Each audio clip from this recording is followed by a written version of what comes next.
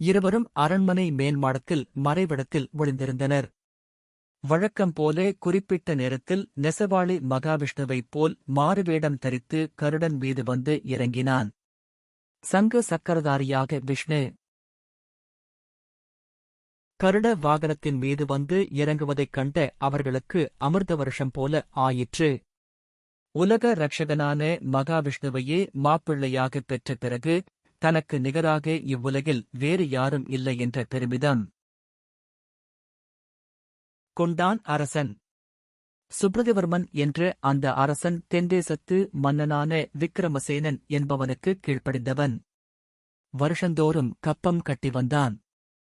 அந்த வருஷம் கப்பப்பணம் வசூல் செய்ய வந்த விக்கிரமசேனின் தாதனிடம் அரசன் பணம் கொடுக்க மறுத்துவிட்டான். தனக்கு கிடைத்திருக்கும் புதிய சம்பந்தத்தால் சுப்ரதிவர்மன் கர்வங்கொண்டு தாதனை திருப்பி அனுப்பிவிட்டான்.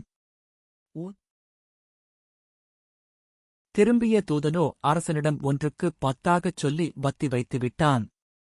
அதன் மீது வெகுண்டு எழுந்து படைகளை திரட்டிக் கொண்டு விக்கிரமசேனன் போருக்கு கிளம்பி வந்தான்.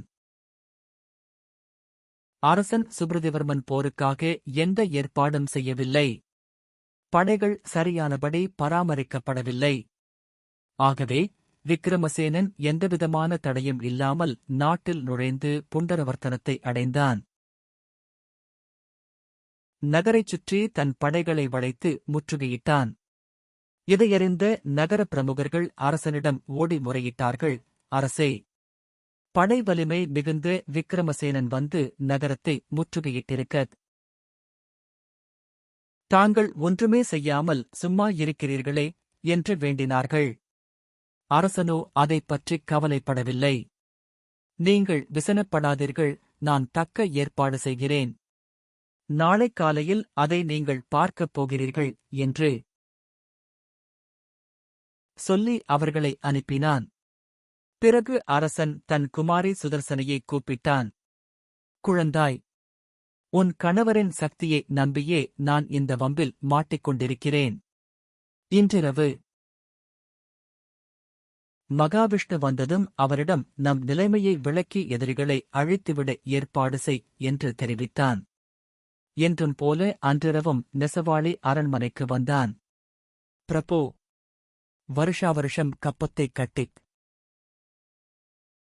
கொண்டிருந்த கப்பத்தை இனி கட்ட முடியாது என்று என் தகப்பனார் நிறுத்திவிட்டார். அதனால் விக்கிரமசேனன் தன் படைகளுடன் வந்து நகரைச் சூழ்ந்து கொண்டு விட்டான். எல்லோரும் உங்கள் உதவியையே எதிர்பார்த்துக் கொண்டிருக்கிறோம் என்று அவரிடம் பிரார்த்தித்தாள் சுதர்சனையு. அவள் வார்த்தைகளை முடித்ததும் நெசவாளி கலகலவென்று சிரித்தான். இது என்ன அற்ப விஷயம்? மகா மாயாவிகளான